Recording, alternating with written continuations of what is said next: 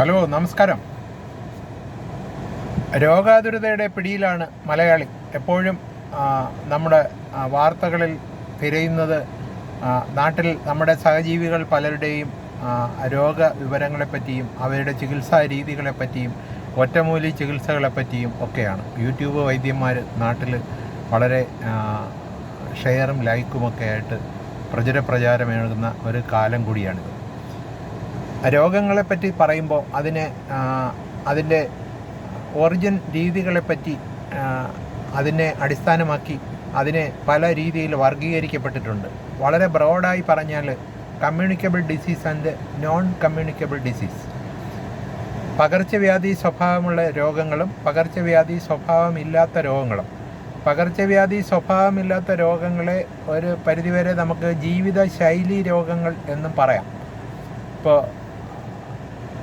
ജലദോഷപ്പനി മുതൽ chicken box വരെ വരുന്നീളുന്ന ഒട്ടനവധി പകർച്ചവ്യാധി സ്വഭാവമുള്ള രോഗങ്ങൾ നമുക്കറിയാം. Diabetic, hyper tension, renal disease ഇത്യാദി പകർച്ചവ്യാധി സ്വഭാവമില്ലാത്ത ഒട്ടനവധി രോഗങ്ങളെപ്പറ്റിയും നമുക്കറിയാം.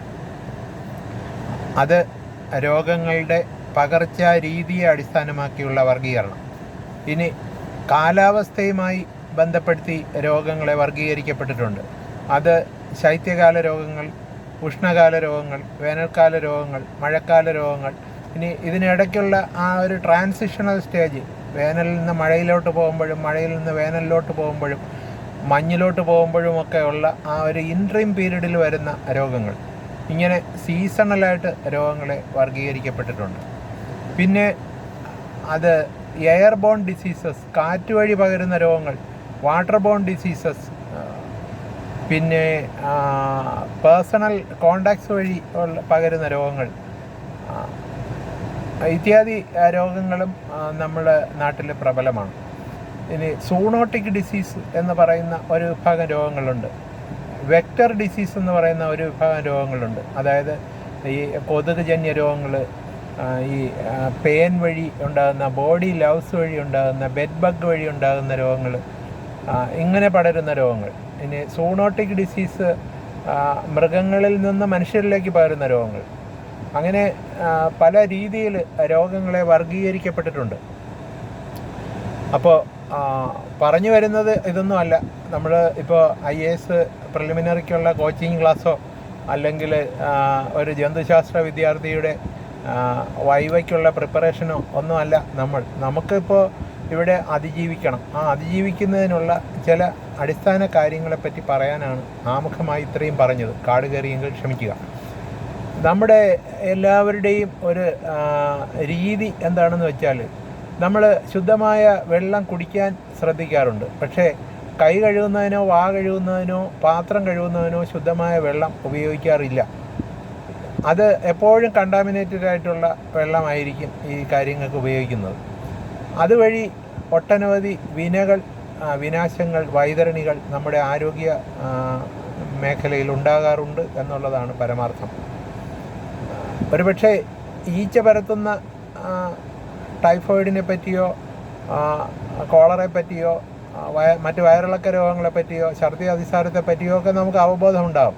പക്ഷേ ഈ അവബോധ ക്ലാസ്സിനിടയിലുള്ള ലഞ്ച് ബ്രേക്കിന് നമ്മൾ പാത്രം കഴുകാൻ ഉപയോഗിക്കുന്നത്, അല്ലെങ്കിൽ പാത്രം തുടയ്ക്കാൻ ഈ ഡിസ്പോസിബിൾ പ്ലേറ്റുകളൊക്കെ സാർവത്രികമായപ്പോൾ പാത്രം തുടയ്ക്കാൻ ഉപയോഗിക്കുന്നത് ആയ തുണി പോലും ഇതിൻ്റെ ഒരു മൈക്രോബിയൽ സാച്ചുറേറ്റഡ് ഫുള്ളി സോക്ക്ഡ് മീഡിയമാണ് എന്ന് പറയേണ്ടിയിരിക്കുന്നു.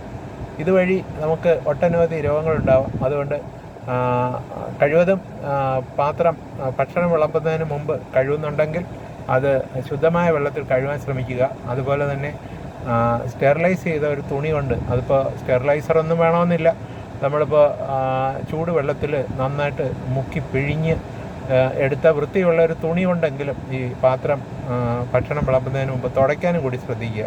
കൈ കഴുകുന്നത് ശുദ്ധമായ വെള്ളത്തിലാകാൻ ശ്രദ്ധിക്കുക. ഈ പതിവിന് വിപരീതമായി കഴിഞ്ഞ ഒരു 2-3 വർഷമായിട്ട് നമ്മുടെ നാട്ടിൽ ഈ അമീബിക്ക് മസ്തിഷ്ക ജ്വരം എന്ന് പറഞ്ഞ ഒരു അസുഖം പ്രബലമാകുന്നുണ്ട്. ഈ അമീബിക്ക് മസ്തിഷ്ക ജ്വരം ഒരു നവാതിഥിയൊന്നുമല്ല. നമ്മുടെ നാട്ടിൽ ഈ മൈക്രോബിയൽ രോഗങ്ങളെപ്പറ്റി പറയുമ്പോൾ ഈ പ്രോട്ടോസോവൻ ഡിസീസസ്, അത് സിംഗിൾ സെൽഡ് അനിമൽസ്, അവ വഴി പടരുന്ന രോഗങ്ങൾ, അതിൽ വരുന്ന ഒന്ന് തന്നെയാണ് ഈ അമീബിക് ഡിസെൻട്രി എന്ന് പറയുന്നത്. പിന്നീട് ബാക്ടീരിയൽ രോഗങ്ങൾ, വൈറൽ രോഗങ്ങൾ, ഫംഗൽ രോഗങ്ങൾ, ഇങ്ങനെ മൈക്രോബിൻ്റെ രീതി അനുസരിച്ച് രോഗങ്ങളെ പലതായിട്ട് വർഗീകരിക്കപ്പെട്ടിട്ടുണ്ട്.